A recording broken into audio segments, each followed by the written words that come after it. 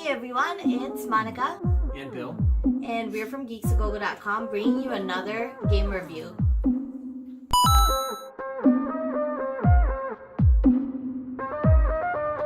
Today joining us will be our puppies. This is Diamond and this is Richard Gere. Say hello guys! For today's game review, it's sponsored by Puzzling Pixels. It's going to be about their new Kickstarter coming out for a new game. Okay, so let's talk about this game that we're reviewing today, and it's called A Note for Murder. A Note for Murder is a card game based on stories of Sherlock Holmes. It is published by Puzzling Pixel Games, and it's going to be out on Kickstarter soon.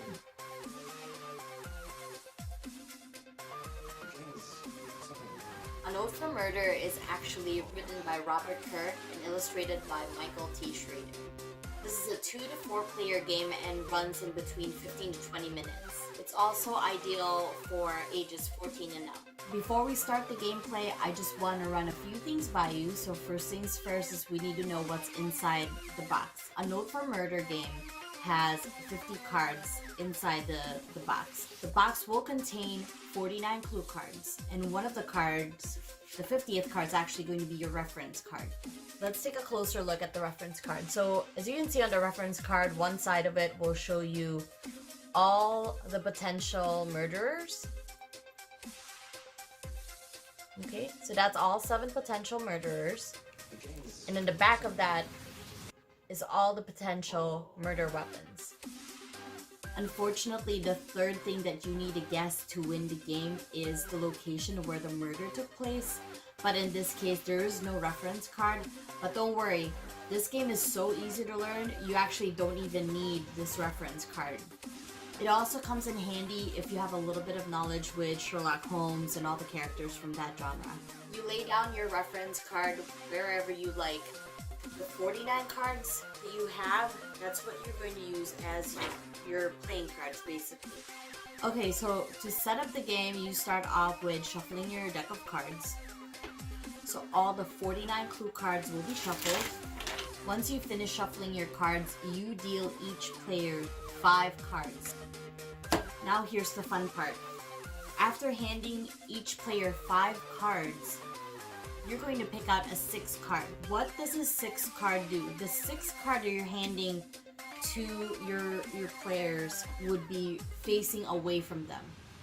So the reason for that is whatever that card is that you hand to them that's facing away from them, they need to guess 3 things.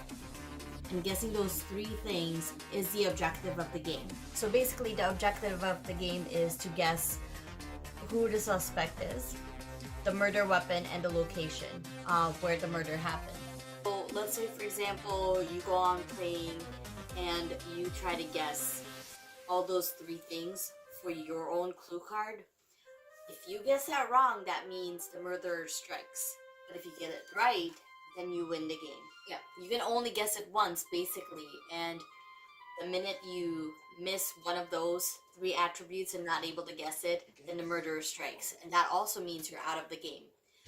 But if you are able to guess all 3 of the attributes from your secret card, then that means you're the winner. So see, the rules aren't that bad. So yeah, you just get started with your 5 cards, and then you just end up guessing your clue card, which is the 6th card. You pretty much start the game by randomly selecting who goes first. Okay, so you may also ask too, what happens if you run out of cards from the deck? You keep playing what you have on hand until it basically runs out. Each time that a player misses guessing your secret card, then that means they're taken out of the game. So the game pretty much continues until there's only one person left. And also the game stops if one of the players is able to guess all 3 attributes. Alright, so we're gonna go on ahead and start the game. So first things first, I'm gonna shuffle the cards. Okay, so each player will have their 5 cards. Okay, and then now we're gonna pass out the secret card. So each player has their own secret card, And what's going to happen is I'm going to hand it over backwards like this. Okay? So he's not allowed to see his card, and I'm not allowed to see my card. We'll determine who goes first randomly, right? Yep. Okay. Do you want to go first? I'll go first. Okay. So what I'm going to do is look at her cards. I see her secret card there. And I'm going to pick a card. So that's my first hint. Yes. Indicating that, yes, this card has one of the elements of her secret card. Then I draw another card. Okay, so let's see here.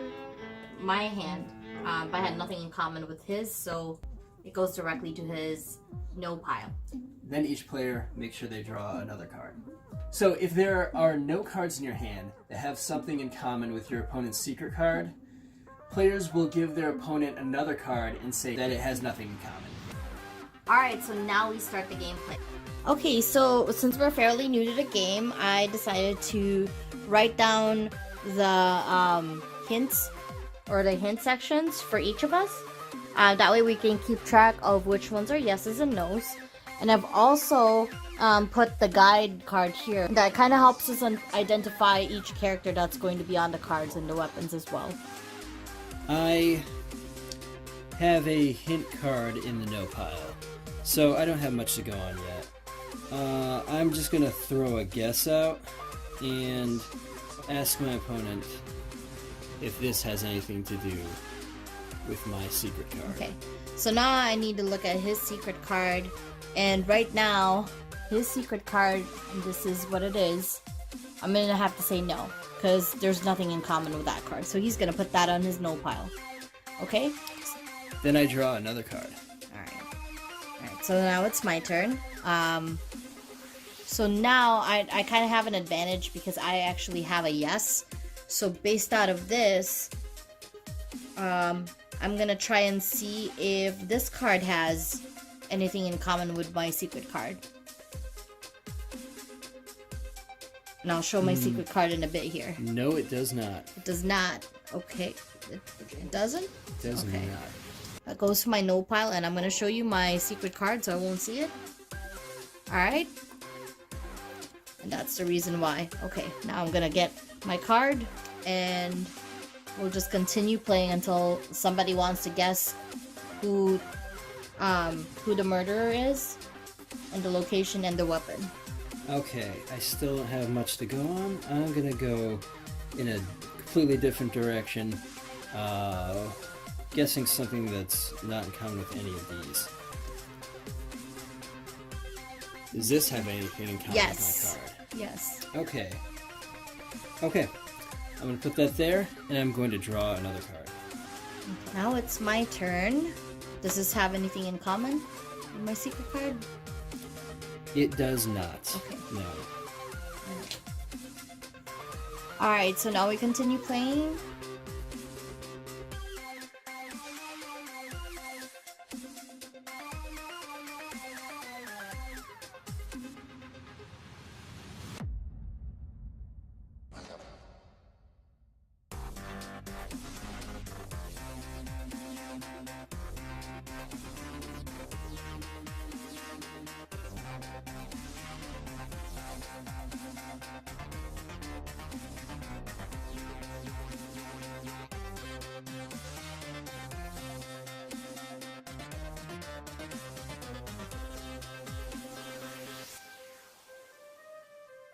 Alright, it's my turn, and I'm gonna take a guess at this because most of the cards that I have in here just clearly does not have... I don't have a chance of, like, I think I've got enough clues to tell who or what the murder weapon and all that is. So, I'm pretty sure it's Irene Adler with the Swamp Adder and Langham Hotel. Is that yes, right? it is. Okay, That's correct. Cool. So now I'm gonna flip my card finally, and there it is. So that's how you win the game.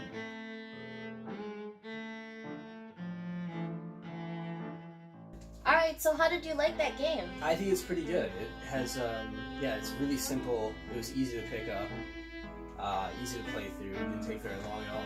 What I really like about it is because we travel a lot and we go to gaming conventions a lot, having a pick-me-up game like this, and also the other puzzling pixel game that I reviewed before, which was The Abandons, is another game that was like really good.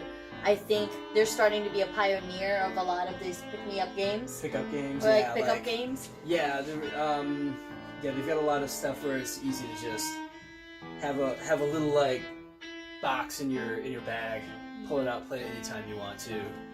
Easy to explain to people, easy to play. Right. The Abandons had like kind of like a special bag for their game. I'm wondering and I'm hoping that they'll have another one for this as well, like a custom bag. We'll find out soon on the Kickstarter, so I think that's something that we're going to definitely look forward to when that Kickstarter comes out. Like I said, really great pick-me-up game. We highly recommend it. If you're a fan of Sherlock Holmes or games like Clue, also, it's a really, really good game. A lot of deductive work. And I like the artwork. Let's talk about the artwork for a minute here. Where they have like all of the characters and the different locations, I think that looks really nice. It's very, it's a very easy aesthetic to look at as well. Like it's not very confusing to the eyes. Like you kind of have, you kind of know where the weapons are and the characters and the places that you're going to have to guess like throughout the game. Really great game. So thank you so much for watching our review of A Note for Murder by Puzzling Pixels. Like I said, it's coming out on Kickstarter soon, so definitely watch out for it. I'm Monica Paprocki.